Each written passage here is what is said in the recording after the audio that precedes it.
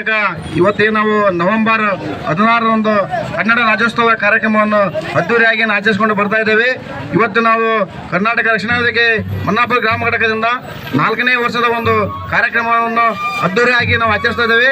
ಆ ಅದ್ದೂರಿಯಾಗಿ ಆಚರಿಸಲು ಕಾರಣ ಏನಪ್ಪ ಅಂದ್ರೆ ಈ ಊರಿನ ಗ್ರಾಮದ ಹಿರಿಯರು ಮತ್ತು ಶ್ರೀ ಗೋಸಿದ್ದೇಶ್ವರ ಪ್ರೌಢಶಾಲೆಯ ಮುಖ್ಯಸ್ಥರು, ಮುದ್ದು ಮಕ್ಕಳು ಎಲ್ಲರೂ ಇವತ್ತು ಎಲ್ಲರೂ ಸೇರಿ ನಾವೇನು ಒಂದು ಮನ್ನಾಪುರದಲ್ಲಿ ರಾಜ್ಯೋತ್ಸವ ಕಾರ್ಯಕ್ರಮವನ್ನು ಹಮ್ಮಿಕೊಂಡಿದ್ದೇವೆ. ಆ ರಾಜ್ಯೋತ್ಸವ 4 ವರ್ಷಗಳ ಕಾಲ ಯಶಸ್ವಿಯಾಗಿದೆ.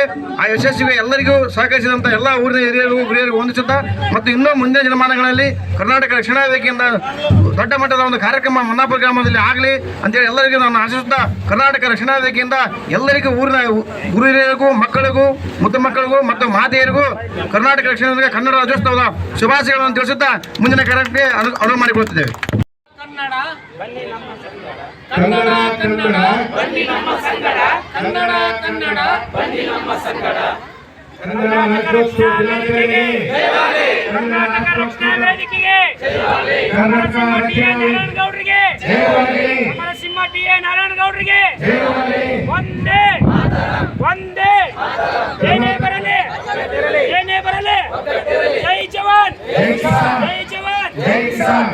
ಕರ್ನಾಟಕ ರಕ್ಷಣಾ ವೇದಿಕೆಗೆ, ಕರ್ನಾಟಕ ರಕ್ಷಣಾ ವೇದಿಕೆಗೆ ಒಂದೇ ಒಂದೇ. बोलो भारत माता की, बोलो भारत माता की, जय कर्नाटक माता की, जय कर्नाटक माता की, वंदे वंदे.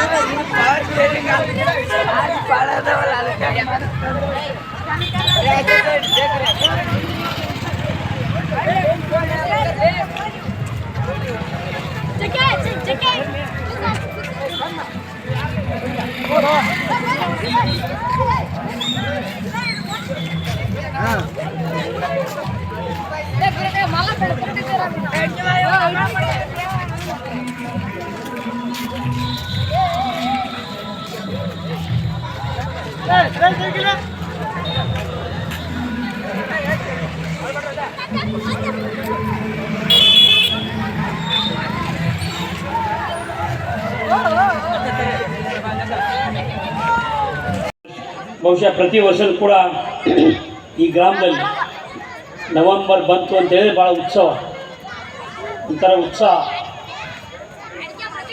ನಮ್ಮ ನಾಡು ನುಡಿ ಹೀಗಾಗಿ ನಮ್ಮೆಲ್ಲರ ಒಂದು ತುಡಿತ ಇಲ್ಲಿ ಇರ್ತದೆ.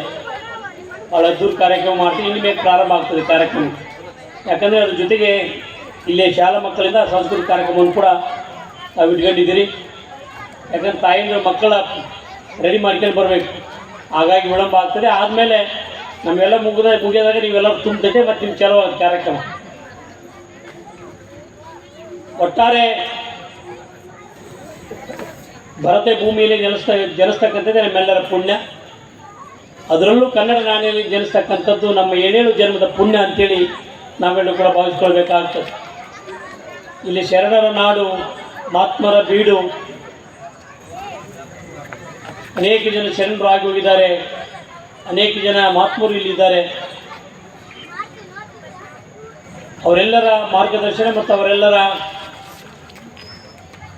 ಆಶೀರ್ವಾದದೊಂದಿಗೆ ನಾವು ಇವತ್ತು ಬದುಕನ್ನು ಸಾಗಿಸ್ತಕ್ಕಂಥ ನಾವೆಲ್ಲರೂ ಕೂಡ ಕಾಣ್ತೇವೆ. ವಿಶೇಷವಾಗಿ ನವೆಂಬರ್ ತಿಂಗಳಲ್ಲಿ ಮಾತ್ರ ಈ ಕನ್ನಡ ರಾಜ್ಯೋತ್ಸವವನ್ನು ಆಚರಣೆ ಮಾಡಿದರೆ ಅದು ಮುಗಿದು ಹೋಗೋದಿಲ್ಲ.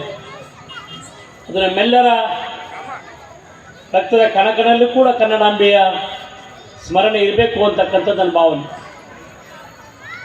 ಯಾಕಂದರೆ ಇವತ್ತು ನಾವೆಲ್ಲರೂ ಕೂಡ ನೋಡಿದ್ದೇವೆ, ಕನ್ನಡವನ್ನು ರಕ್ಷಣೆ ಮಾಡೋಕ್ಕೆ ಕನ್ನಡ ರಕ್ಷಣಾ ವೇದಿಕೆ ಹುಡುಕತಕ್ಕಂಥ ಅವಶ್ಯಕತೆ ಇಲ್ಲಿತ್ತಾ ಅಂತಕ್ಕಂಥ ಪ್ರಶ್ನೆ ನಮ್ಮ ಎದುರುಗಡೆ ಬಂದರೆ